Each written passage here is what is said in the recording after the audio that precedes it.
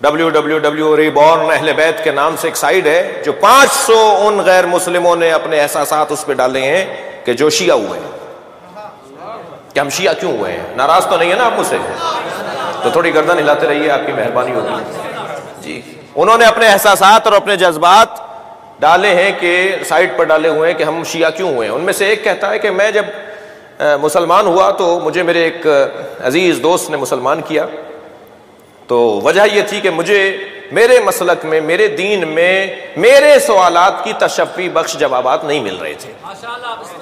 تو میں جب پہنچا اپنے بھائی کے ساتھ ان کی مسجد میں، تو وہ مسلمانوں کا ایک فلاں فرقہ تھا. مجھے وہاں کچھ سوالات ملے مگر کچھ سوالات کے جواب نہیں ملے. تو میں چلا گیا ایک اور فرقے کی مسجد میں، تو انہوں نے نماز جماعت کے بعد مجھے اندازہ کر لیا کہ میں ان کے فرقے کا نہیں ہوں. تو وہ مجھ سے کہنے لگے تم کون ہو؟ تو میں نے بتایا کہ جی میں مسلمان ہوں. کا نہیں، یہ بتاؤ تمہارے فقہ کون سا ہے، تمہارا سوچ کون سی ہے؟ جو ہے اس وقت پورے دنیا میں رائج ہیں، دیوبندی ہیں، وہابی ہیں، سلفی ہیں، جی بریلوی ہیں، شیعہ ہیں، یہ جو نام دیے ہوئے ہیں ایسے ہی. انہوں نے کہا جی میں فلاں ہوں. کہنے لگے فلاں تو کافر ہے. کہنے لگے میں دوسرے کیا گیا، اس نے مجھ سے پوچھا کون ہو، ہم نے کہا جی میں فلاں ہوں. کہا یہ فلاں تو کافر ہے. تو میرے ایک دوست نے مجھ سے کہا بھائی کچھ آگے جاؤ، ایک سینٹر اور بھی ہے، وہ بھی اپنے آپ کو مسلمان کہتے ہیں.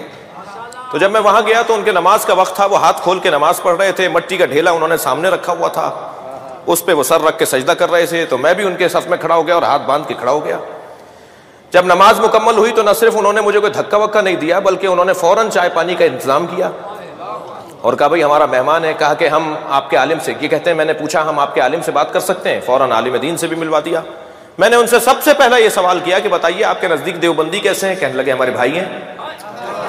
میں نے پوچھا آپ کے نزدیک بریلوی کیسے ہیں؟ کہنے لگے ہمارے بھائی ہیں.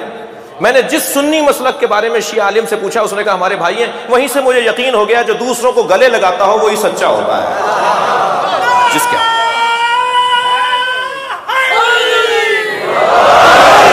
کے ہاں وسعت قلبی پائی جاتی ہو، جس کے ہاں برداشت پائی جاتی ہو، وہ لوگ اچھے لوگ ہوتے ہیں. اس میں تو اب ہمارا کوئی قصور نہیں ہے کہ لوگ ہماری طرف راغب ہو رہے ہیں.